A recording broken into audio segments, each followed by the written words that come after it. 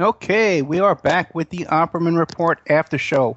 Welcome back. I'm your host, Private Investigator Ed Opperman. And don't forget, our shows are brought to you by Audible.com. You know, just do me a favor and go to Audible.com and go to audibletrial.com/Opperman Report. Don't even sign up. Just let me see that I'm getting some hits from this thing. There's some potential that someday I'll see a freaking dime from this commercial. Okay, just do me that one favor. Okay, Audibletrial.com/Opperman Report. Okay, let's just see if anything happens from that. Okay, now we're on tonight. We're doing a roundtable. We're trying to explore the book The Ultimate Evil by Maury Terry. And we're on live on cjmarsradio.com at 365 Live. And we're really trying to explore this whole story. It's going to take a lot more than one night because it just goes into every direction. And no matter what we do, the story just goes all over the place. So now we're on tonight with a whole bunch of guys. Mike Gray from infinityhomeplans.com. Joe Ditoma, who wrote the book The Cult of the Black Sun. Mike Marinacci, who wrote a whole bunch of books about the weird California and strange California and strange ghosts or weird ghosts. And with this woman, Sarah who? Deland. Sarah Deland. And Josh Brookshire from the band Bookhouse and all his great music and activities he has going on. So now, Josh, you had some stuff you wanted to bring up about Manson West Coast kind of stuff again? Yeah, I was actually getting off work and listening to your show, and I was driving home as fast as I could right when you guys got to Roman Polanski and Charles Manson. So if we keep it to The Ultimate Evil, I don't know how many people on this call or who have listening have heard that classic Radio Free America dissection. I believe it's in 4 or 5 parts. Everybody's listening to that, right? Mae Brussels? It wasn't Mae Brussels, but it was two men that were breaking down Maury Terry's book. It was recorded in the mid to late 80s. No, I missed it. No. I don't think I've heard it either. Oh, wow. Well, hey, man, if anything, after the show, go check it out. Just type in The Ultimate Evil, and you'll find it. They have broken up parts into, like, Michael Aquino, Charles Manson, the original Son of Sam, like The Legacy of John Carr and all that. But basically the thesis, and this was what these gentlemen in the 80s on that radio station were saying, was that the U.S. government and governments worldwide used these cult groups as test cases basically for intelligence agencies. They spread it out. They diffused their members among them to create these things. When you get to California with Charles Manson and them, there's a lot of connections with that. You guys were talking about the Robert Kennedy dinner with Jay Sebring and Sharon Tate, correct? Uh-huh. Yeah. Right. All right.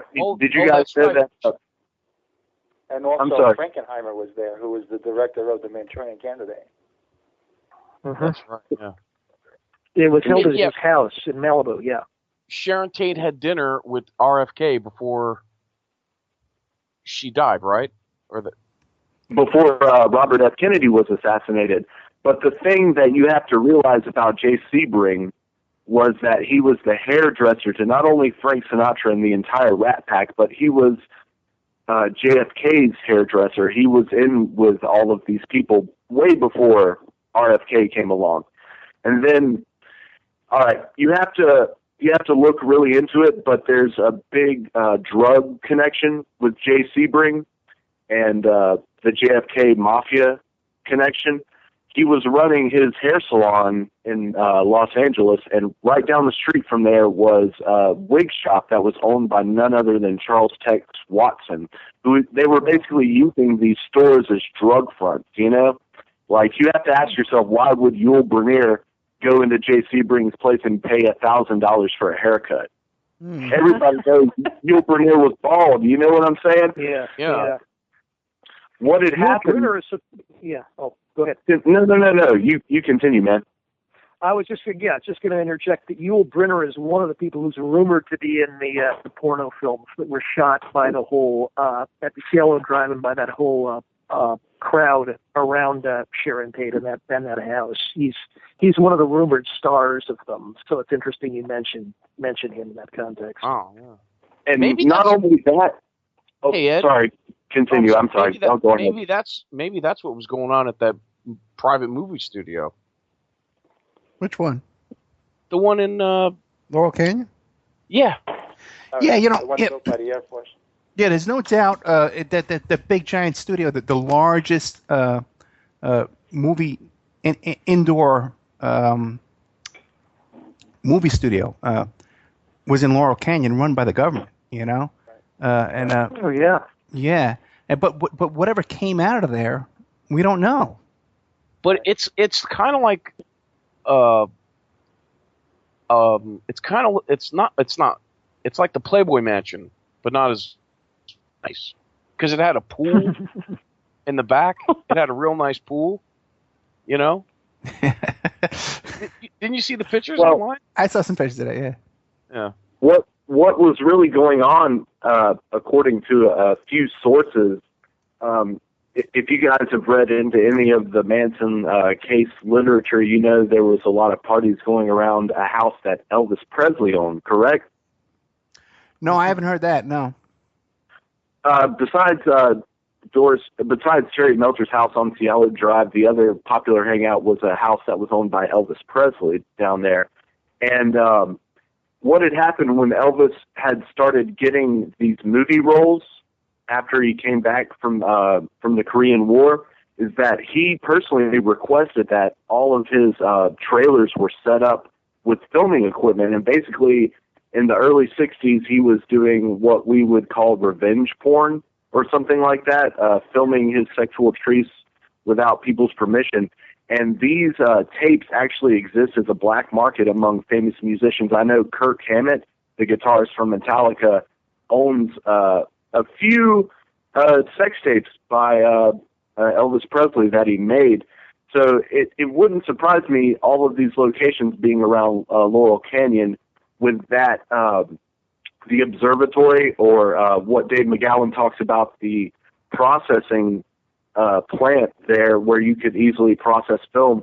These people were doing it like back then. You know, this is pre-AIDS. People can choose to do whatever drugs or sexual processes that they want, but it creates not only like a freedom of artistic expression for these people, but it also creates a black market. You dig what I'm saying? And they trade hands from hand to hand. You know, this is pre-eBay. You dig? And tremendous opportunity for blackmail too.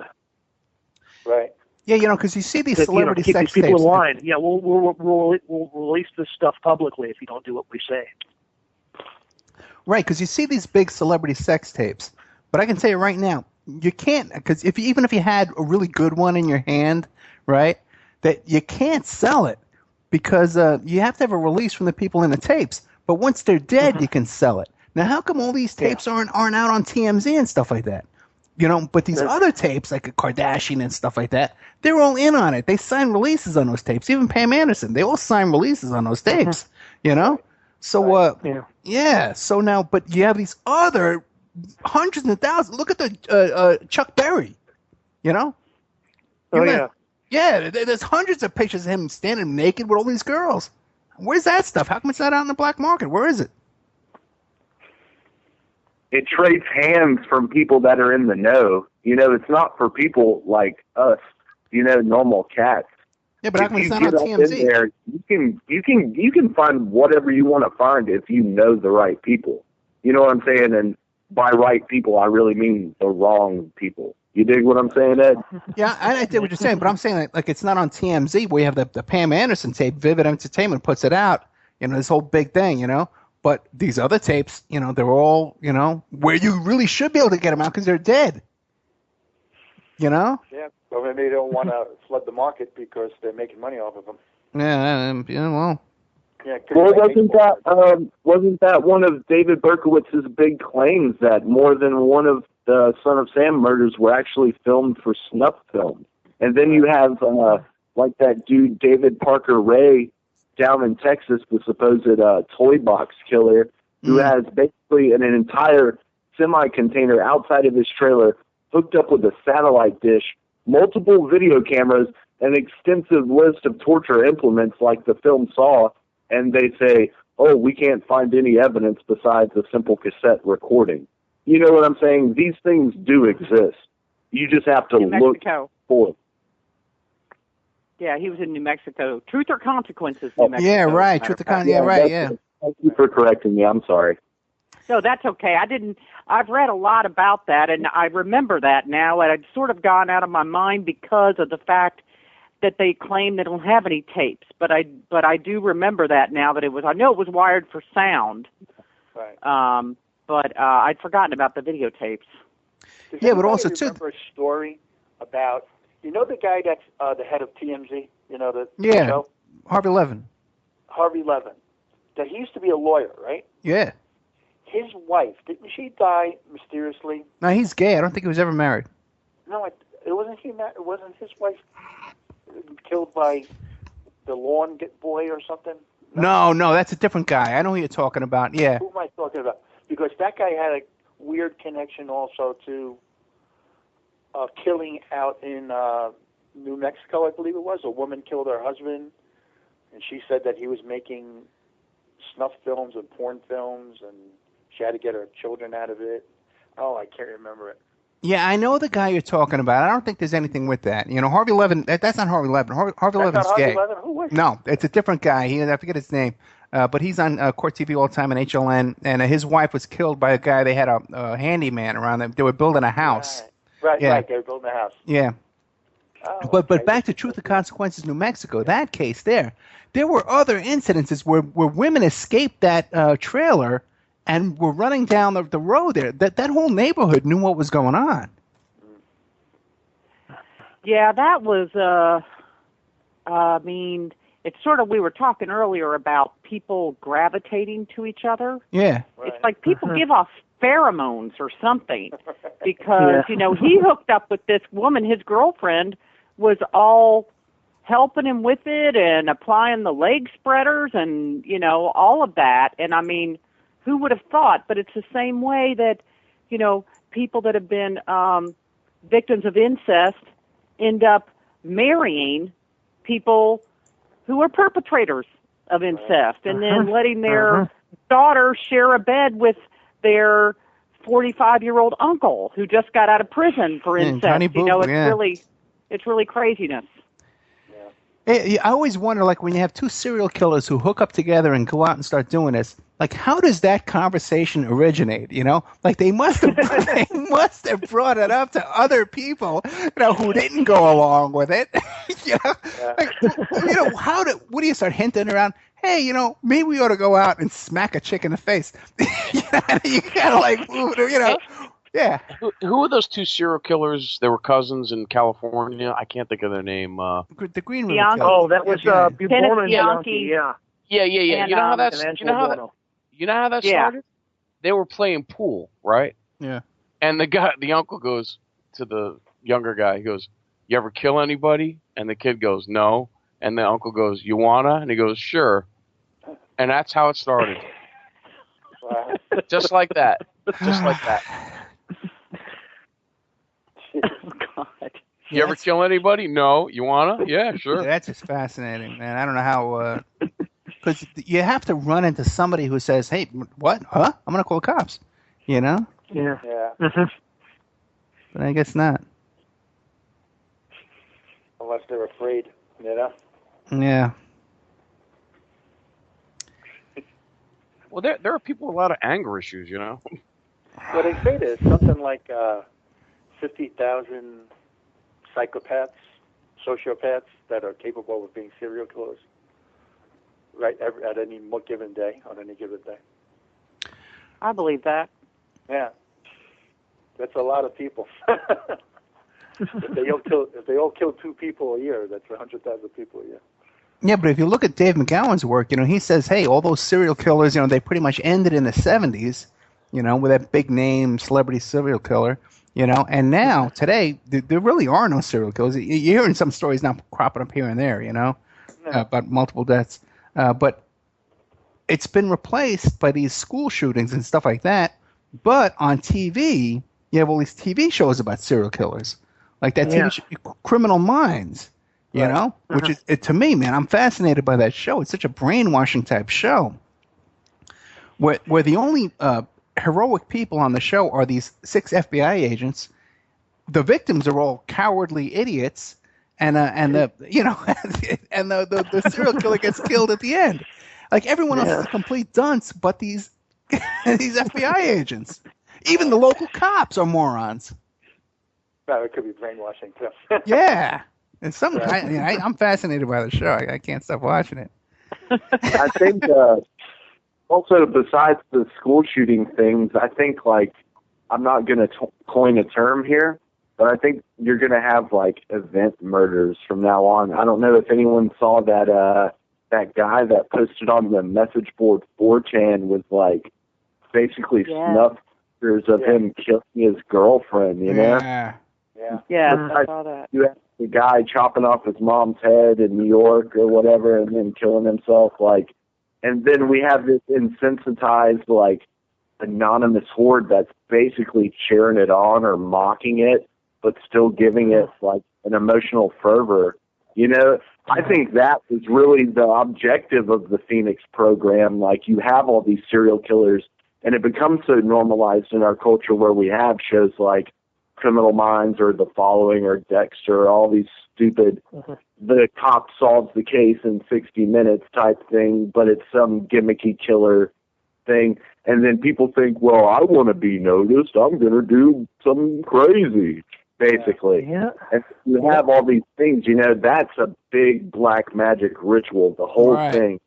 You know what else, man? We're all damaged by it, man. Did you guys see this other thing, too, about in I think it was the Bronx, where the goats' heads were thrown over the telephone wires and stuff? I saw that. Yeah.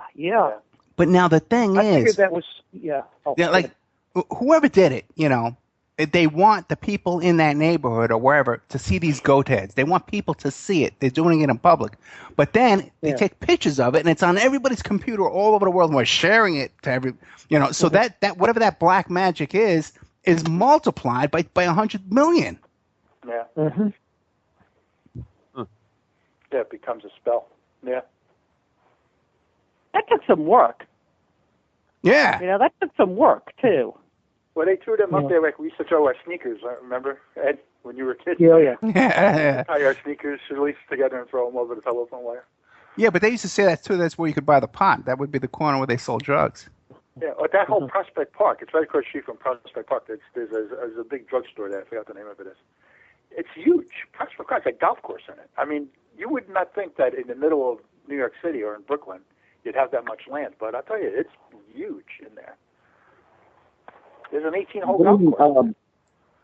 Going back to bigger, like, internet viral stories and connect this, of course, back to the process, you guys know that the guy that goes by the name Lucian Greaves of that supposed new satanic temple really used to blog for the process, right? But did you guys see that there was a gentleman that claimed to be possessed and drove far into the 10 Commandments at Oklahoma City and then urinated on them a couple weekends back? No. Yeah. No. Yeah. I didn't see that. Because they want to, they were in connection with that black mass they wanted to have in Oklahoma City. and not only that, but they want to put a statue of Baphomet with 2 kids on either side. Right. Yeah, it's hard to believe. Interesting when you think about how many children were killed at Oklahoma City. Yeah. That they're choosing that place to take their stand, so to speak. Matter of fact, the guy that's trying to push all this through in Oklahoma City has a altar in his so-called church, which is, I think, in the basement of an office building. And it's made of the rubble from the Oklahoma City bombing. Huh. Wow. Really? Yeah. So when you think about how Catholic Church has, if you have any church rated like a basilica or something like that, or have relics of a saint embedded in the marble of the altar, Yeah. it would be kind of similar to that, but on the dark side, it would be, the blood of children And they have the same thing at that New World Trade Center right there. They have the original stuff at the very base of it. Exactly what you're saying, and it was open this week. Yeah. Yeah, well, Anne, my producer, is an architect. She's involved in a lot of big projects, and she talks about how, there's a lot of that kind of stuff. The architecture in these buildings and stuff like that is ritual magic, Yeah. Oh, yeah. Well, you consider about the architecture of cathedrals in the Middle Ages and how much those were built around principles of sacred architecture, using form and proportion and geometry to communicate ideas of the sacred, and how these things would take sometimes a century to build. And it would be like 3 or 4 generations of guys working on them, that were never going to see the finished product. But it was this great holy undertaking for things like that. And of course, temples in the East, the same, much of the same mentality. So I guess it can appear on the other side too. You know what's funny? The World Trade Center, they decided where the buildings were. They're basically 2 water features, right? Where the water's going down into a pit. Right. And if you look in Mecca, I think, is it Mecca where the big stone is, that cube? Yeah. Black cube? Right. And all the Muslims, they march around it. They walk around it. Right. And it's what that symbolizes. This girl I used to know, she said, don't you realize what that symbolizes? It's like souls going down into a drain. Right. Just, going down the drain like in a vortex and then being sucked in. Yeah. And the water feature in the Twin Towers, water amplifies. Water is an amplifier. Right. So just think about the horror on 9/11 and what happened. Yeah. It's almost like it's 2 black holes. Yeah. Well, William Ramsey talks about how they had to have planned that September 11th, hundreds of years ago. Yeah, Betsy McGee did a documentary on that, or did a thing on YouTube on that. Really fascinating. The Rockefeller connection. Yeah, if I don't know, man. So what do you guys think? You think that this is like overwhelming opposition we're up against here? No, I just believe it's the incredible projection of psychopaths who know what to do. If everybody would just wake up and realize what's going on, we could equal and then overpower them. But it's just the minority and the power that they're tapped into. That's my 2 cents on that. Yeah. They've been trained in how to manipulate thinking, like a hypnotist would, They know what buttons to push, what symbols to put in front of us. I mean, their whole language is symbology. So they know just how to push the buttons to get us to react a certain way. And then... the way I see it, they've been able to do things and get away with it because of compartmentalization. And because of the internet now, the compartmentalization is breaking down, and they're being exposed. So their plans... when they, like Sandy Hook, within a week of Sandy Hook, people were saying, hey, something's fishy here. Yeah, but the thing is, how compartmentalized is this when we're talking all night long for the past 3 hours? We've been talking about how it's all connected. How Manson's connected to New York, and it's all connected. And the thing is, too, is now about how the internet, now we're seeing it now. We're all wising up and we're waking up. I think, again, it's the same thing as when they put those goat heads over those wires. They want people to see it. Because for whatever reason, I don't know. I think it's part of the magic. Because what else? Part of the magic spell doesn't work unless you warn the intended. Right. And that's what they're doing. They're giving us the warning. If they don't warn us through the rules of magic, the spell can turn around on them. If they warn us and we're too stupid to realize it was a warning, that's our problem. I think... See, we got into this last time about whether they're warning us. The best magic, in my opinion, where I've studied it, is completely secret. They may spin all these things. What I think they're doing is they really create this conspiracy culture, and they spin all these stupid little things, UFOs, reptilians, all these things, and like JFK was really this and this, when really the truth is right there in front of your face and you can see it. But the magic is that you think, what if? Because what is a right if it isn't obscure to the profane? The profane may think it's whatever they want it to be. That's the thing. I think they're putting it out there. It's not any karmic balance. They just do it, and they expect people to be stupid about it and spin it into artistic expression or any transgressive movement or whatever you want to call it. Sorry. Continue. Well, because along the same lines, okay, for some reason, okay, on all of our dollar bills, they got these all-seeing eye pyramid things like that, right? It's on there for a reason. And when you go to Washington, D.C., and you go into the Washington Monument, they got a tile of every single Masonic lodge all over the country is in there, and all this Masonic architecture, and then you have the goddess Columbia on top of the Congress, and I believe that this architecture and these symbols that they use, in some way, it's able to cloud our minds, and the average person who's not tuned into this kind of crap, that's why they're so befuddled and confused by what's going on in the head of our governments and in leadership in this country. Well, it's not only that, man. Wait, go ahead, Joe. They think on a spiritual level, and we think on a pragmatic level. So they're ahead of us because they know that there's an underlying factor. Someone pulling the strings, and the ancients called them archons, right? Which means architect, which get back to architectural. And that's what Masons call their supreme being, is called the supreme architect. There's someone pulling the strings. Now, if it's done spiritually, and then they are the only ones that know about it, and they communicate this with symbols, and we've gotten past that. We're pragmatically in the now, and everything's scientific, and this is what science says, when we're never going to catch on. You know what I mean? The past is prologue. They've already been there, mastered that form of communication and spelling, if you will, and are using it against us, but we think we've progressed past it, so we don't see it for what it is.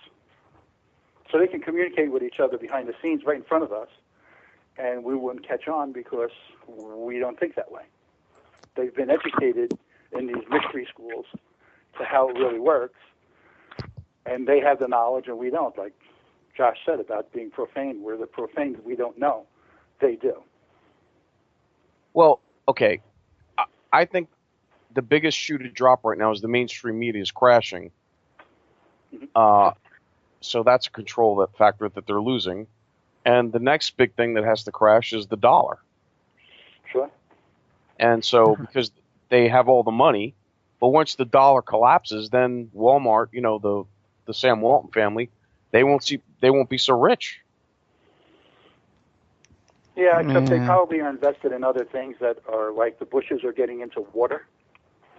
All the oil tycoons are switching over to water rights, alternative energies. What's that guy, T.S. Boone? T-Boone Pickens, yeah. T-Boone Pickens, I'm sorry. That's it. So he's gotten into water. He and the Bushes are the big competitors now for water rights in Texas. He's also trying to get into wind technology and solar technology. And they're going into that way. And I see all this fracking as a way to destroy the water table in this country. I really do. Sure. Yeah. It's cheap energy. They get people to sell their souls for $1 because then you have some poor farmer who's been scraping in the dirt for 3 generations, and now some guy offers you 5 times what you thought your land was worth. Hey, yeah, go ahead, do it. Screw that. I'm going to destroy the aquifer for the next 10 cities past me down the stream. So, through the money.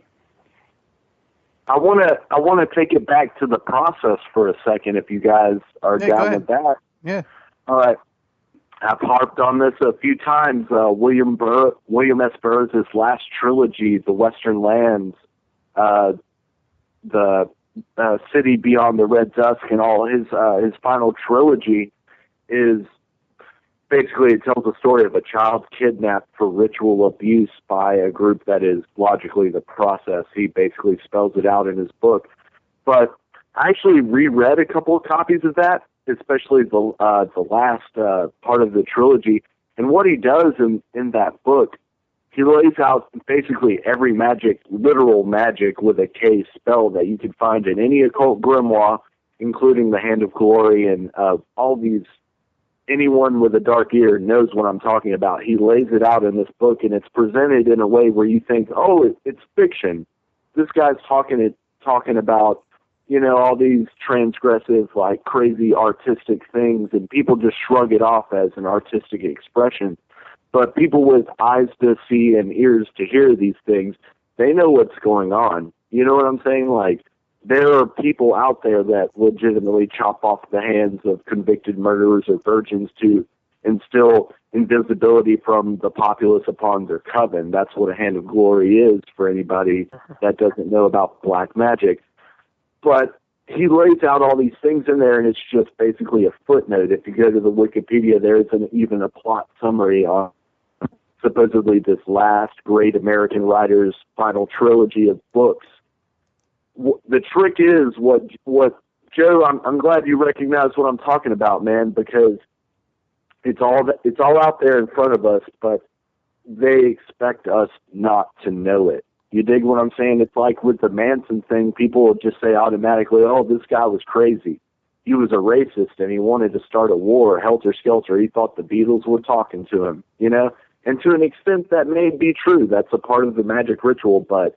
Well, yeah, there's a lot more going on there. There's a reason Vincent Bugliosi was tied in with the JFK trial and Manson's trial, and why no mention of the mafia occurred, and why no mention of the Process Church occurred.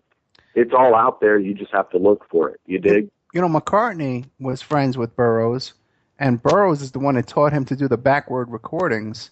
And Burroughs also wrote a story about the Mayans, 2012, the Mayan calendar, way back, like 40 years ago. He was. And not only that, we were talking with William Ramsey, and when he was looking for the telepathic drug the Yage, he wrote a series of books called the Yage Papers with Allen Ginsberg, who was tied in with NAMBLA, obviously, and who, ironically enough, was a correspondent and friend with Michael Savage, of all people. I don't know if anybody knew that, but no, Allen Ginsberg, he was a correspondent. Had quite the countercultural background before he became a radio host. And one thing I was going to mention about Burroughs is Burroughs was a Scientologist for a while. Oh, really? And was working the tech, then dropped out of it because I think he realized, no, this is just a personality cult around Hubbard's teachings, and didn't have, he was always a pretty much a free thinker. And he just was repelled by the robotic mentality of Scientology after a while. But he was definitely connected with them and working their tech. Now, Michael Savage was writing poetry, love poetry to who now? Was it Ginsberg or Ramsey? Or Burroughs? I'm sorry. He was in correspondence with Allen Ginsberg and Lawrence Ferlinghetti. Also of the beat poetry scene. I don't think he had any correspondence with Jack Kerouac, but he was definitely tied in with Allen Ginsberg and Lawrence Ferlinghetti. That's all publicly accessible on his Wikipedia page. Yeah, and they were writing love poetry to each other? No, not love poetry. It might be construed that way. I think Michael Savage has subsequently denied anything involved with any of that. You know what I'm saying? I'm not trying to get any beef going on. I was just mentioning something. But the thing is, like with a lot of these artistes, when it comes to the beat poetry and later leading on to the rock and roll and psychedelic music culture, it was almost like William S. Burroughs kind of sparked it off, like Ed was saying with the Beatles and all these things. Like, he successfully evaded capture by fleeing to Mexico after he shot his wife in the face. Right. You know what I'm saying? And this guy still appears on like top 10 lists. You know, oh, it's so artistic. This guy went to another country to evade prosecution. Like, no one mentions that. You dig what I'm saying? And then Kurt Cobain recorded with Burroughs right before Cobain died. There's many things with William S. Burroughs, him tied in with the Illuminates of Thanateros, with Peter J. Carroll and Robert Anton and Timothy D. Leary. All these people, you know, he was a very big seeker. He was what I would call like a dabbler. He floated between different magical covens and occultic mystery school covens, trying to learn what he could, and he put all of it in his writings. If you read Naked Lunch, there's an entire chapter about the mugwump, which basically describes child sexual abuse and ritual murder. That's what the mugwump represents. It represents Aleister Crowley's black brother, the people that could not face the chromosome, the demon of the abyss, and were in Thelema were considered the black brother. That is what the mugwump represents in Naked Lunch. What is that called? The mugwump? What is it? Mugwump. If you've ever seen the David Cronenberg movie of Naked Lunch, it's that green alien-looking monster that's supposedly a drug hallucination of the guy that plays RoboCop, plays William S. Burroughs. Naked Lunch, I got to see that. There's a chapter in Naked Lunch. It's about the mugwumps, and it's about a murder of a boy and a girl in a ritualistic, sadomasochistic, child pornography sense, and it's treated like high literature. And today you have like the banned books list, and it's celebrated. This book was banned, but even though I'm not a fan of censorship, I can see why people were highly, highly offended about that. Like, it's not something to joke around upon. He put all these magic works in his writing, and people just fluff it off as artistic working. You dig what I'm saying? Yeah. It sounds like Mugblood, like Harry Potter, you know, Muggles or not. Muggles, yeah. I wonder if that's where it came from. I think she had help in. I don't think she wrote that. No. Yeah, she tells the story. She wrote it in her car. She was living in a car or something like that. So. Right. What's interesting, though, about Harry Potter and tying back into the like legitimate magic and all that stuff is that you guys know Alan Moore, right? He basically designed the anonymous mask with V for Vendetta. He did the Guy Fawkes Ripper Booker from Hell with Johnny Depp of all people in it. But Alan Moore did the third League of Extraordinary Villains, where he portrayed Harry Potter as the Antichrist, controlled by a figure that was a stand-in for Aleister Crowley, which is kind of interesting how he used the artistic expression to basically say Aleister Crowley's influenced the character of Harry Potter and all that he represented, you know? And he portrays Harry Potter basically doing a school shooting in like the Hogwarts, you know, university or whatever they call it, you know, in his comic book. So you tie in together with the Dave McGowan thesis of modern popular culture influencing these school shootings, along with Aleister Crowley and J.K. Rowling's like magical books. So I just thought I'd throw that out there too. Because Alan Moore's kind of crazy, man. Like, he's an open proponent of all these things, magic and all that, but his book Watchmen is considered one of the top 100 novels.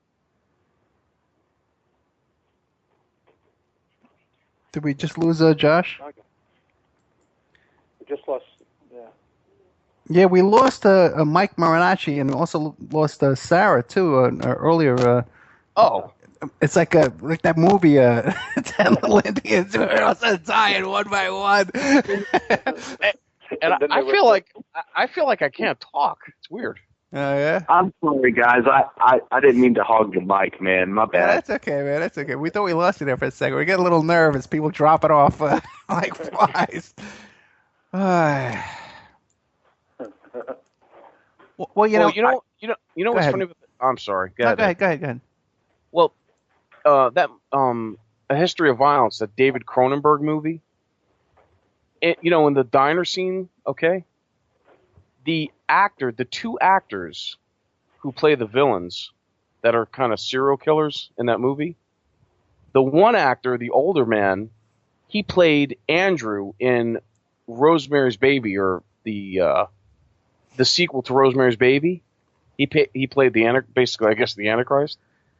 And his counterpart, the younger guy, in another movie, he played like a Satanist who was killing people. I just thought that was odd. Yeah. So here in this movie, in the diner scene, he has the older guy who, younger actor, played, the baby, Andrew, who's now grown up and getting ready to be the Antichrist.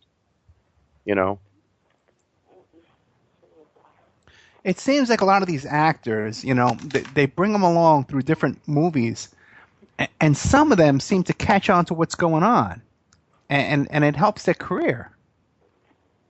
Yeah. Some of them, I believe, are legitimately like there to be fodder and sacrificed. Yeah, I looked at River Phoenix. I mean, his name was River Phoenix.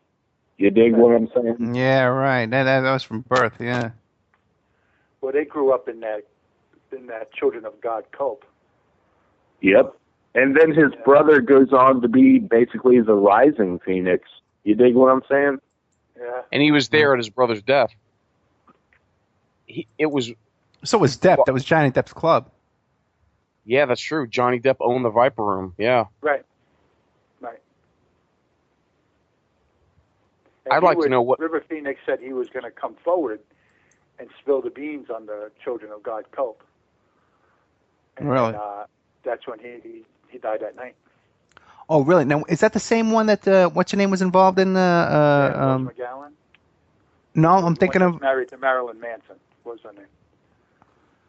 Hey, did you see Rose McGowan just came out with a thing that she's saying gay men are more misogynistic than straight men? That's on Drudge. Oh, yeah. Yeah, I didn't see that. No, I didn't catch that either. Yo, you know what's weird though? Bringing up River Phoenix, you guys. I'm a big fan of the movie Stand By Me. It was a big part of my childhood. You guys know Stand By Me, right? Yeah. Sure. Yeah. You know the part where they're having the campfire, and then Will Wheaton wakes up and River Phoenix is crying, and all that really touching scene, Yeah. Yeah. If you listen to the audio commentary, Rob Reiner said that he told River Phoenix to think of a time when an adult had really betrayed his trust for that scene to get him to cry, And then you watch that scene and he's saying, I can't believe a teacher would ever do that or would ever let me down like that. And then he just bawls, I when I think about it, like, he was basically like a sacrifice archetype to the masses. Everybody remembers like that one role in that one movie as Chris Chambers in the Stephen King book, is Stand By Me, based off The Body by Stephen King. It's just crazy to think about stuff like that. Like, besides being like the son of a cult, you're also involved in Hollywood. You have all these drug problems, and I can't imagine what went through his mind, Yeah. It makes you wonder how heavily involved is Rob Reiner in all this? I heard someone told me that at the Altamont killing, that they can see Rob Reiner in the crowd, and they could see Colonel Aquino in the crowd as well. I looked at that. Yeah. I didn't see them, but I couldn't see it either. But we know George Lucas was the cameraman. That's right. Right. And Lucas bought Presidio. Yeah. He brought See, don't you think that all along George Lucas was a front man for Disney because he sold, in the end, he ended up selling all his companies to Disney for $4 billion when they say it was worth like $100 billion? Yeah. Or more? Well, they said all his CGI stuff came out of that movie production house we were talking about in Laurel Canyon. Oh, yeah? By the Air Force. Yeah. That all originated there. Well, he bought the Presidio Army base. Really? Oh, yeah. No, Yeah. he didn't buy it. I think the deal was Disney owns it now. Think about that. Mm. Yeah, they own that studio. Well, they said that Walt is a major contributor to the design of that studio when the Air Force was building it. Wow. And he was a character too. So There's a few crazy things about the film Give Me Shelter. You know what I'm saying? Like when you have Graham Parsons, who was supposedly one of Keith Richards' best friends. They don't feature anything from the Flying Burrito Brothers. They show the guy from Jefferson Airplane being beaten brutally by the Hells Angels. But then also when Meredith Hunter was murdered, the camera fixates right on him and freeze frames right when you see the knife about to be stabbed into his skull. It's just like an iconic image, And then later you read all these things about Anita Pallenberg and Keith Richards taking Graham Parsons out to Joshua Tree and doing a bunch of LSD, waiting to see UFOs, and then his body's stolen and burned, like as per the wishes of his will. I'm a big Graham Parsons Flying Burrito Brothers fan myself, but you have all these things. It's just so tied in. If you have a mind to see and you have an open artistic eye, you can see where there are these manipulations and how it goes on. You can't tell me that it isn't a coincidence that they're playing Symphony for the Devil. You know what I'm saying? Yeah, That's right. At that time, it was a hard song to pull off live. It's basically all percussion. The weirdest thing they never stopped playing it through the whole murder. Yeah. Well, what's weird about the documentary is they're showing the murder, and they're at the same time they're filming Mick Jagger's reaction to watching the film. Right. Right. Yeah. And you see his eyes light up, and he's just like shocked, supposedly. Right. Well, wasn't Scorsese involved in it too? No. He was the director, if I'm not mistaken, wasn't he? He was the Beeline. I believe he's on the Criterion releases, like the second line. Oh, I don't know. Someone can correct me. I've only rented the film once. I've always wanted to buy a copy, but it's like $30, $40. Well, you can get it on Putlocker. It's like on those online streaming things. You can. I know for free. George Lucas is a producer on it. Mm. Really. It never ends, man. It's all connected, Have any of you guys ever seen the Band Stones film, the Yeah. Sea Sucker Blues? You guys have seen that? The what? I don't want to see Sucker Blues. You guys can figure out what I'm saying, It was a band film by the guy that made Bob Dylan's Don't Look Back. Basically, it was a behind-the-scenes look at the Rolling Stones when they were touring behind Yeah. I saw that. Ed, you know what I'm talking about? There's a part in the movie where they're on their private jet plane, and you have Bianca Jagger, who was married to Mick Jagger at the time. The camera goes to the front of the plane, basically, where they're performing the sex act on this young lady, and it pans back on her reaction to it. Yeah. And so cold. Her eyes are so blank, You know what I'm talking about? It was a long time ago that I saw it, but I know what you're talking about. There's a lot of groupie stuff going on in that film where all the groupies seem to be like abused. Yep. It's a harsh film. Apparently, it's only screened once per year in Europe on some film festival or something like that. I know there's a bunch of bootleg copies out there. I've only seen clips of it. I don't know if I like the Rolling Stones. Beyond all the occult, all that BS, it's good music. I feel like they really dropped off once Brian Jones was murdered, Hey, Joe Ditoma, now what do you think about this now? Because now, both me and Josh, like, if we like a music, like, even if there is occult stuff behind it, do you think it's harmless if you have the protection, the blood of Jesus? Is it okay to listen to that music, or you think it still affects you? I could think if you can be so in the now that you can listen to it and know it. You won't be affected by it. I guess it's okay because it is very entertaining, but you just have to be aware of it. But most people aren't aware of it, and then they fall right into it. The dark energy from it. You know, if you're aware of it and you just say, "Well, I like the beat. I'm going to stay with that and leave it at that." You know, like the Sympathy for the Devil. For a long time, it was one of my favorite songs. I knew exactly what it was about, and I knew I shouldn't be getting into it, but the song itself is just mesmerizing, you know. But I knew what it was about, and I didn't allow myself to be sucked into it. But I could see where people would be. You know, you get a David Berkowitz listens to that song, and it's like, oh, isn't this awesome? Oh man, we got to, you know. Yeah. And all of a sudden, you've got a cult on your hands, you know. So, I believe, like, if you can actually look beneath all these things and you can appreciate what they were going for, you can actually see what was going on. You know, it's like that song on Exile from Main Street, Sweet Black Angel, is actually about Angela Davis.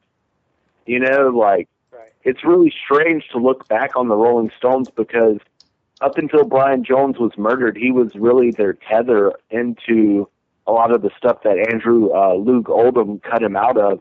Brian Jones is all over the Beatles records. He's on Sgt. Pepper's. He's on, I believe he has a saxophone track on Magical Mystery Tour and all these things. And then he suddenly ends up murdered. His girl ends up with Keith Richards. And then she leaves him to film that Nicholas Roeg movie, Performance. And then Donald Cammell, the guy that plays the lead character in that movie, went completely insane. Michelle Breton, who was basically underage, if I do remember correctly, she might have been 16 or 17 when she was filming real sex scenes with Anita Pallenberg and Mick Jagger. She ended up as a heroin addict and died really young. Marian Ann Faithfull, who was tied in with the Process Church, who posed on the cover with a dead wilted flower on the same issue that Charles Manson wrote his piece in. She ended up as a destitute drug addict for many years before having a career renaissance. Anita Pallenberg had a baby that died, I believe, soon after it was born of SID, sudden infant death syndrome. A bunch of things happened, you know, so they put all this magic out there and it came back to bite them. You know, say what you want about the Stones, but they got their comeuppance at the end. You know, they're basically coasting on Keith and Mick's fumes at this point. All they got is Charlie playing drums. They don't even have Bill Wyman on bass. Ronnie Wood's there for no reason other than to collect a check, in my opinion. Yeah. Yeah, it's going to come back on you. You can't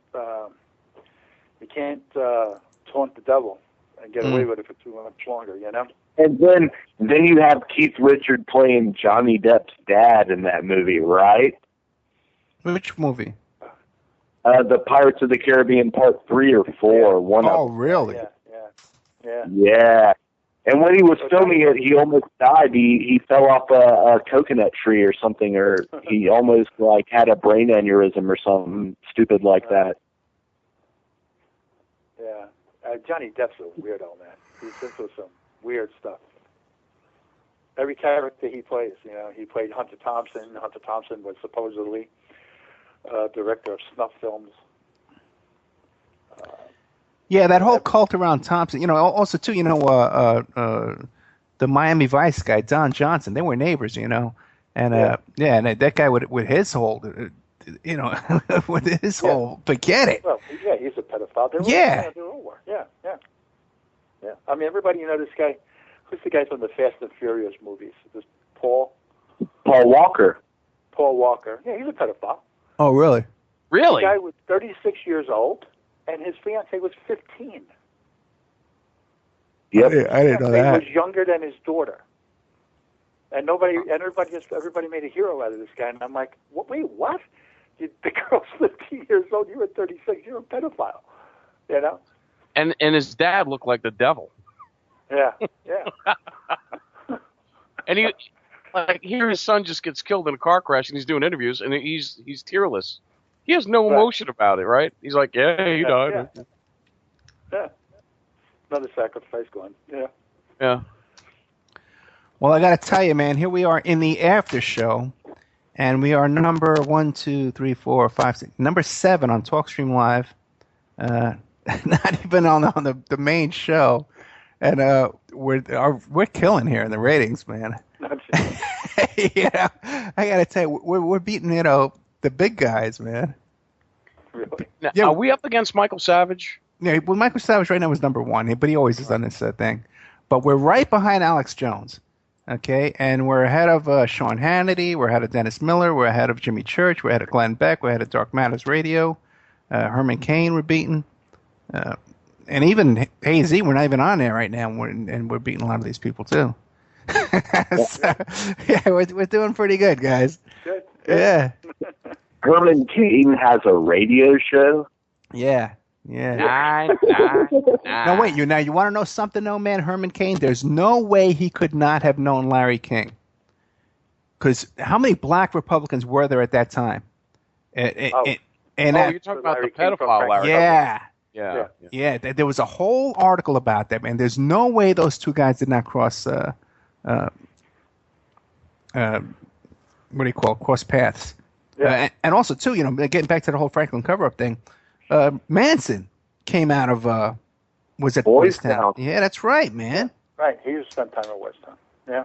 Yo, Ed, what I was trying to get across in that message for Michael Marinacci, and I hope I'm pronouncing his name all right. That's close enough. Is he back? No, we lost him. Yeah. Oh, Well, he was the thing is about Charles Manson is where he learned to play guitar and where he got the connection with the auto jacking ring and the prostitution ring in L.A. was from creepy Alan Carpet, who was connected with Ma Barker's gang. I don't know if you guys are old enough or into crime enough to remember the Ma Barker gang. Yeah. They were associates with the Genovese crime family, one of the 5 families in New York. And anybody that knows, like, the mafia stuff knows that in L.A., you can't get a job at the Whiskey A Go-Go without knowing someone that's connected, a friend of a friend or a friend of ours. You know what I'm saying? Right. And the thing is, that car ring had been running around since the late 40s in L.A. He just inherited the title after getting out of Boys Town, and then all of a sudden he's in L.A. and he's running a carjacking ring with a dude like Bruce Davis from, I believe he was Straight Satan, the biker gang Straight Satan. Yeah. And then that guy, after the Manson murders, apparently he took a significant amount of drugs to Dublin and then went down through Manchester, sold the drugs, and then formed his own commune for a couple of years in Manchester. Bruce Davis, who gave Charles Manson the scabbard that he used to chop off Gary Hinton's ear. I don't know if anybody knows anything about that, but I just wanted to bring that up, man. It's just all these connections, dude. These connections are out there if you want to look around and put your feelers out. You dig? Mm. Yeah. Well, those people are going to gravitate to each other, It's like you put a pedophile, get him on a plane and fly him to Spain, and in an hour he'll know where all the pedophile bars are. They just... They're magnets for each other, Not only that, but I feel like a lot of these times word is sent in advance, like you will meet this guy, he's on our level, talk to him, bring him into the fold type deal, They don't all start out as initiates on the same level. You have to bring what they consider like-minded fellows into the craft, basically. Right. In whatever perverted nature you want to label that into. You dig? Yeah, well, the mafia works the same way. The mafia is really a Masonic lodge. It was formed by 33rd degree Mason. They, when you join the mafia, you have to burn the pictures of a saint. You have to spit on a cross. You have to do all these, profane things to Christian symbols to get into the mafia, because the mafia is your god now. But you don't get into the mafia until you kill somebody, because they need you to have blood on your hands, so you're as guilty as everybody else. Yeah, right. It's the same thing with these other guys. There's always a death. Right. They start them off, you're running numbers, you do this, you do that, and you work your way up the ladder, and then when they think you're ready, they have people from a killing. If it goes okay, then you're in. You're a made man. Same thing with these places. They don't start you off at the top. You have to work your way up from initiate up to priesthood. You got to make your bones. Yeah. Yep. You kill two birds with one stone. They want to get rid of somebody and corrupt. Right. Yeah. And you can't. Now you're guilty of murder, so you can't rat somebody else out. The theory being, before plea bargaining, I guess, you wouldn't be able to rat somebody out because you're going to go to electric chairs with them. Oh yeah, and there's another thing I wanted to bring up with Charles Manson, where you guys were talking about specific sites where things go on, and it seems to perpetuate. You know how Long Island had Son of Sam, and then afterwards, out of Untermeyer Park and all this, you have a continual basis of ritual things. When it ties with Charles Manson, he actually established the Spawn Ranch near the original Fountain of the World, which was the original Rainbow Cult. A guy, I forget his name, you can look it up if you look up Fountain of the World on Wikipedia. He was a cult leader that believed in polygamy and group sex, and like Charles Manson, with Manson's family codified the women in the cult by colors. Like Charles Manson, Squeaky Fromme is red, Sandra Good is blue, et cetera, et cetera. If you actually look into it, each of the girls were codified by a color. And then eventually, the guy that ran the original Fountain of the World was assassinated, and a bomb was planted in his place and killed him, I believe 20 years before Charles Manson showed up. It was a post-World War II cult out there in Death Valley. It was called Fountain of the World, if anyone wants to look it up. It's very interesting. Yeah. Yeah, I always said about the Son of Sam murders taking place, cult taking place at Untermeyer Park, is that Samuel Untermeyer was a known Satanist. They wrote articles about him in England because he would travel back and forth from England, and he built this temple to Saturn in his backyard. And those rocks were brought over from England. Right. So, the whole thing is, to me, Son of Sam isn't about a Sam Carr. I think they're referring to Samuel Untermeyer as being right. The head, that's a connection. I think that's what they meant by the Son of Sam. I think the other part about Sam Carr was just, to throw people off the scent, so to speak. But that place has been a cult since the 1800s, Well, the thing with Sam Carr's house, though, being passed over, with a sweetheart deal to a friend of his, and I believe those cars, like the VW, is still on the property. Oh, really? I think, isn't that what they were saying in the group? Well, they were saying they wanted to get into the house to, I guess, look in the basement and see if there's any DNA evidence for anything going on there. Has to be something that they want to keep hidden. Yeah. What did the father know? What did the father with the dog know? Did he know anything? Was he? Well, supposedly he was, he had problems, I guess, drinking, and he used to beat the kids here. I don't know. Yeah, he was very abusive to the kids. Yeah. Yeah. But. And there's no doubt that the Carr sons were involved in a cult. Do you think he didn't know? Or do you think he did know? The father? Yeah. I think he did know, yeah. Yeah. I don't know. It seems odd that a cult would rise up among one family like that, all around one family like that. But I guess that's how cults happen. They happen around one person. I guess that's the definition of a cult. The one person becomes the leader, Except this was a combination of 2 or 3 cults. It was the Druidic cult that was already in Yonkers since the 50s. Then you had the Process group, and then you had the kids onto my park, and they all seemed to join together into, I guess it was a perfect storm, to come up with the killings, the serial killings. Well, if you believe the process stuff, then you have to realize that the United States government was tied into it at some point. They were keeping tabs on these people, They knew who to use, They look at these weak people that are into black magic, and then they say, all right, what can I tell them to bring them into my fold and make them think that I'm a true magus, or I am the Magi, the illuminated one, and I can teach them what's going on, even if they're just a puppet and pawn of the United States government. You know what I'm saying? Because there are all these murders associated beyond the official murders of the son of Sam, which look to me, I'm only 27. I was born way after all this happened. My mother was a freshman in college when this was going on, basically.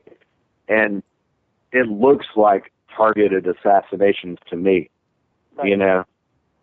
There's just too many coincidences. What's that, Joe? Wait, say that again. I think that's the purpose of all these codes. It's been going on since the days of the OSS. They started looking into ways to what they call brainwash people. And you got to look at the story of Long John Nebel's wife. What was her name? Candy Jones. And she kind of spilled the beans on it. She was like the first one that came out and spilled the beans on it. She was a famous pin-up model back in the 40s. Got hooked up with the Bob Hope crowd, the USO crowd. Drew the eye of a bunch of generals. And they kind of brainwashed her into becoming a courier, which is how a lot of this started. Was before computers, if you had to get a message to, let's say, an agent on the other side in Asia, the other side of the world, you wanted to be able to transport that message without it being intercepted and still be able to get the message across. So you would encrypt it into the mind of a person like Candy Jones, who had multiple personalities. Only one of the personalities knew what the message was. So she could be tortured, and they tried to torture her. And she never gave up a message until she got to the person who gave her the trip, that tripped her memory. And she was able to give the message, get back on a plane, and come back home again. That was the purpose of brainwashing. Then it got into running drugs, which and all the money that was available from drug running didn't pass by anybody's sight unnoticed. So they started doing it for that.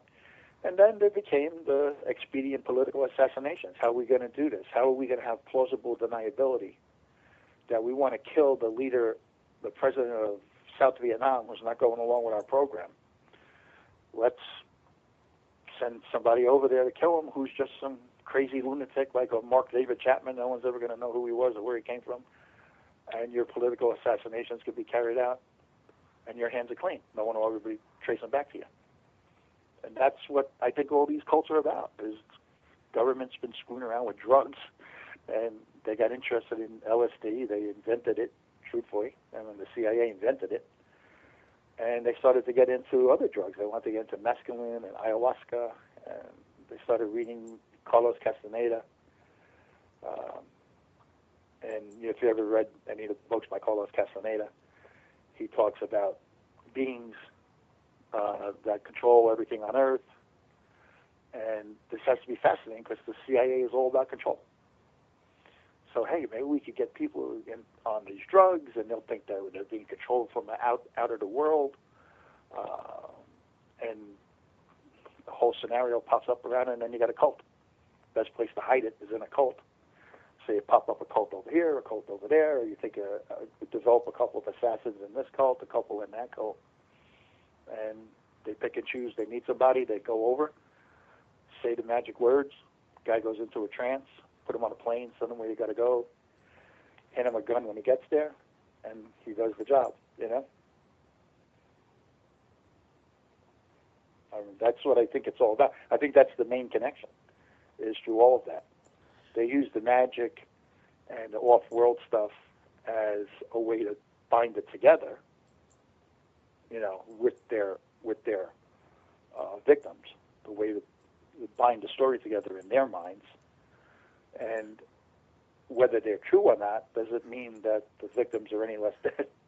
It's a perfect setup for a operative organization like the CIA.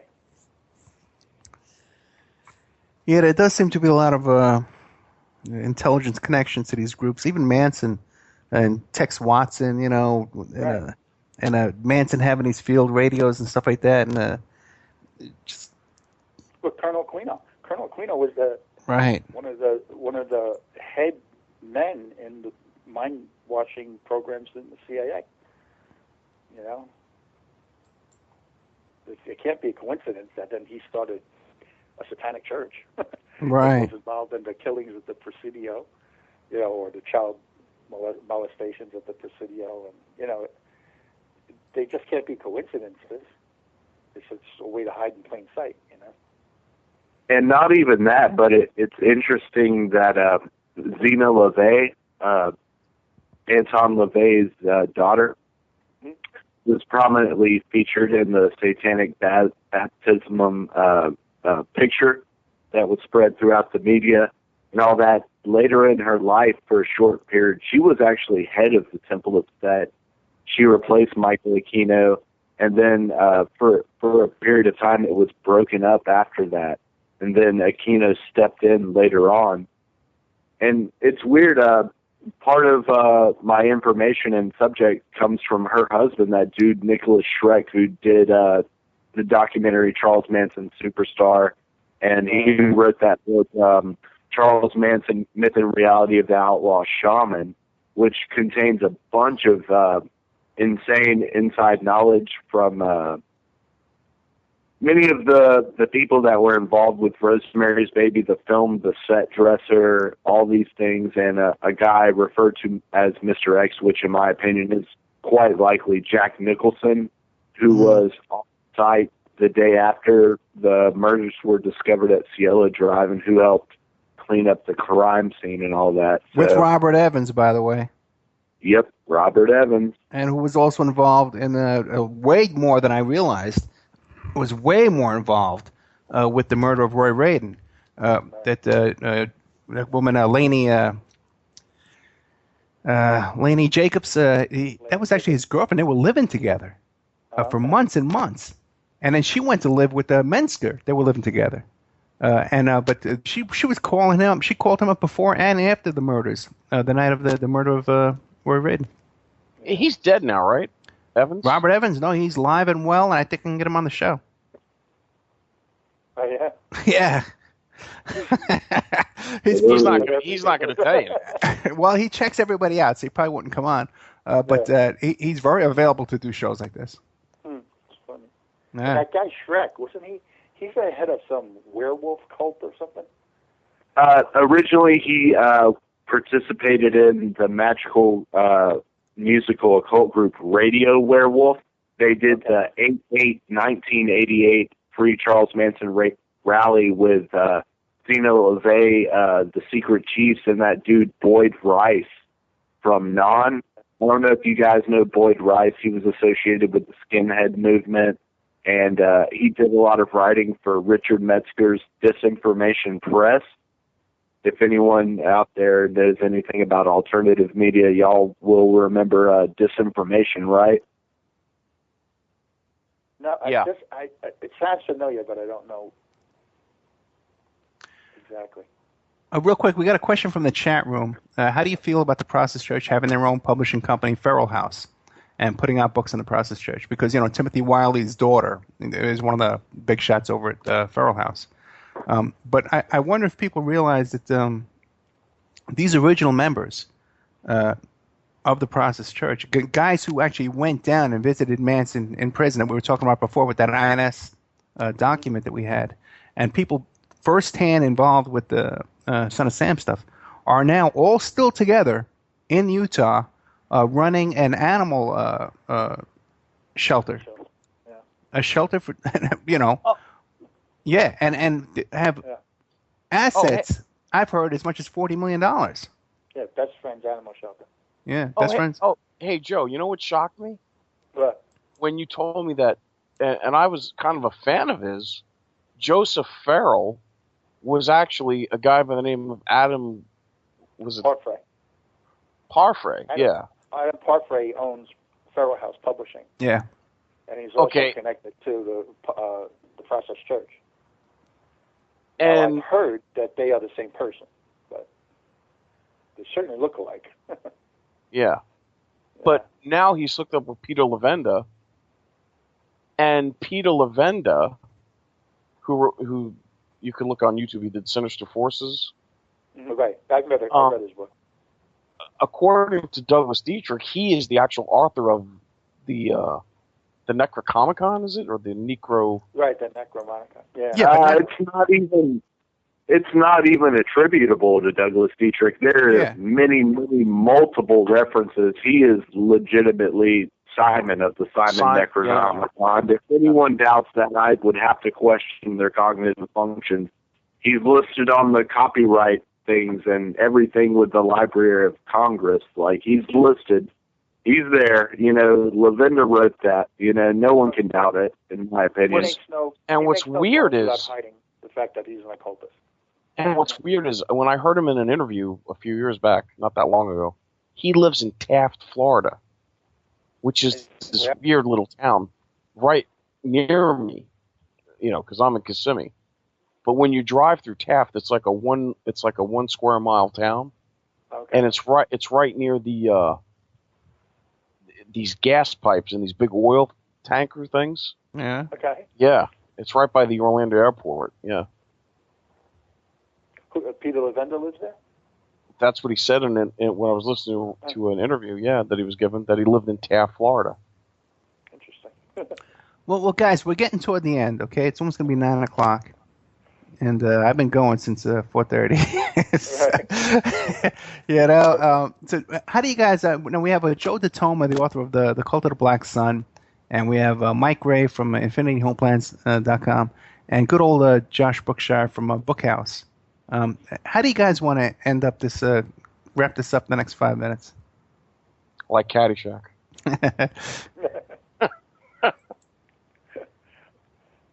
Well, I'm sorry that the other people got, your other guests left, or what happened? The calls drop all the time, man. So, there's a thing in the chat room about how Michael's Vic's dogs went to the shelter in Utah, with the Process Church shelter.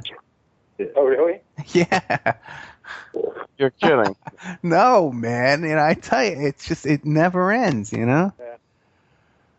Why would you ship dogs in California to Utah? Weird. Yeah. Well, I think it's more than just Utah. I think they have branches all over the place. It's a huge animal shelter. Yeah. There's a lot. There's one here in the next town from me that's called Best Friends, and it's a place where you drop off your dog if you're going on vacation, that kind of thing. And I don't think they're affiliated. It seems to be different logos, but they could be. Well, one thing I found really interesting about these animal rescues is they always tell you, whenever you contact one, they always say, "Oh, well, don't deal with these other ones because they give their dogs to fighting clubs and all these weird rumors and bizarre myths that they come up with about how if you get a dog on Craigslist, it's all from fighting clubs and stuff like that, and all kind of weird crap. It's always it's the whole animal shelter stuff like that seems to have that same vibe of disinformation, like around the West Memphis 3 and this kind of process stuff, like these activist guys in there meddling around and stuff with the truth. But what do you think? The one last thing I wanted to leave, if anyone looks at the logo for Best Friends for Animal Society out of Kanab, Utah, it's a paw print, right? Right. And that's typically a tattoo used by people who call themselves bears in like the community, an older person that takes advantage of a younger or more slight, like a domination thing. If you look at many people, they have that same tattoo with it's like a claw print tattoo. Like a panther prints or something like that, right? Like, look for that image. That's what I want to. That's my last word on Best Friends for Animal Society. Me as a person with the third eye that looks at these things, that image itself is a very big signifier of what is connected into it. I just wanted to say that. And also, too, that movie Hostel, the first one that came out, the club that was in there doing all that stuff, had that kind of a tattoo as well. Yep. And it's all about making snuff films and, killing people for money for the thrill of it. Yeah, and can I publicly say that I don't like Eli Roth? Sure. I'm tired of people kissing his ass. Go ahead. All right, guys. Listen, gotta get Eli Roth film. I gotta get some food inside me, and it's been a long day. But thank you all for coming on. Joe Ditoma, author of The Cult of the Black Sun. Michael Gray from InfinityHomeplans.com, and good old Josh Brookshire from Brookhouse Entertainment. What's Brookhouse Music? What's it called? Our website is bookhouse.bandcamp.com. Bookhouse.bandcamp, right? Okay. All right. So next week we're doing another show on kind of weird California kind of stuff. Ann found him for me. He's really good. It's along these lines. I haven't done my homework on him yet. We have coming up after that too. Oh, Lee Lamb coming up with the story of the curse of Oak Island. Where there's supposed to be that buried treasure out there on Oak Island, and people are digging for it, and then it got flooded, the whole thing. I'm fascinated with that story myself. And so Lee Lamb actually lived on that island, and her parents lived on that island for years and years and years. They were circus performers who then went and became treasure hunters on Oak Island. So that's going to be a fascinating story. Then we have Catherine McDonald, the wife of Jeffrey McDonald. And I'm actually going to be talking to Jeffrey McDonald from prison. Okay, I'm going to be doing some interviews with him. Yeah, I got a whole bunch of stuff. What we're doing, by the way, a couple of things we need. We need an audio engineer that can help us get this SAM set up and get the mixer and stuff set up here in Vegas. And also, too, someone who, if they want to be our audio engineer, I could just Skype into them and they can run all this stuff, run all these boards for us. That would be great. Also, too, what I want to do is we're going to start doing more elaborate interviews and produced documentaries. Let's say like a story with the West Memphis 3. I know everybody involved in that case, so I have access to all the people, the witnesses, the cops, the DAs, the parents. I have access to everybody. I can interview them all, and then we just need someone to help us cut it all and edit it together with some video and with some still shots, and we can put together really serious produced documentaries with access to people that no one else has. So that's our next project after we get the website up in the next month or so. So that's about it. And coming up next at the first of the year, we got guests lined up you wouldn't believe. We got a whole bunch of people coming that are just going to knock your socks off. So we'll see you next week, 5 p.m. Pacific Standard Time on CJ Mars Radio and hazyradio.com. And hopefully we'll have iHeart set up in the Spreaker will be broadcasting live on our own channel. Okay, good night. Thank you. Bye-bye. Thank you, Joe. Bye.